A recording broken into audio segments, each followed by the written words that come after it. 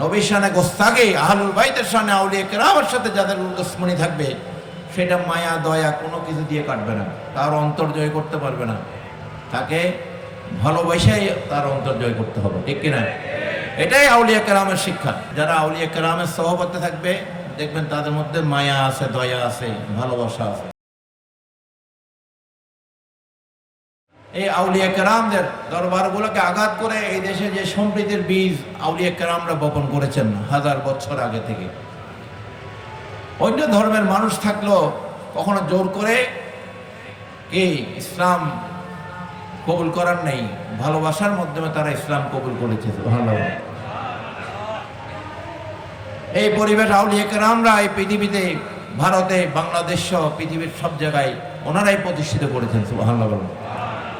এটা আল্লাহ রসুলের শিক্ষা যে জোর করে, আমাদের মুর্শিদ বাবা মনিউদ্দিন মাইজভান্ডারের একটা কালাম আছে, জোর করে তুমি কারোর ভালোবাসা জয় করতে পারবে না, কারোর অন্তর জয় করতে পারবে না, তাকে ভালোবাসাই তার অন্তর জয় করতে হবে, ঠিক কিনা? এটাই আউলিয়া কেরামের শিক্ষা, যাদের কাছে মানুষ নিরাপদ মনে করবে, ঠিক কিনা? আপনি একটা কুকুরকেও, একটা বন্য প্রাণীকেও মানুষ আদর করে ভালোবাসা পোষ মানায় ফেলে কিনা, ঠিক কিনা? তার মধ্যে হাইওয়ানিয়ত আছে, তারপরেও সে পোষ মানা যায়। মানুষ বাঘকেও পোষ মানায় না, সিংহটাকে পোষ মানায় না। এটা কিসের মাধ্যমে? মায়ার মাধ্যমে। কিসের মাধ্যমে? মায়া এমন একটা বিষয়, যতই হাইওয়ানিয়ত পশুর মধ্যে, সেটা এই হাইওয়ানিয়ত কেটে যায়, ঠিক কিনা? কিন্তু দুশমন রাসূল যদি কেউ হয়, নবীর শানে গোস্তাকে, আহলুল বাইতের শানে আউলিয়া কেরামের সাথে যাদের দুশমনি থাকবে, সেটা মায়া দয়া কোনো কিছু দিয়ে কাটবে না। কারণ কি? তার ইমানই নেই, কি নাই? সে মানুষ হইলেও তার ইমান নাই। ইমান না থাকলে তার মধ্যে কোনো কিছু আসবে না।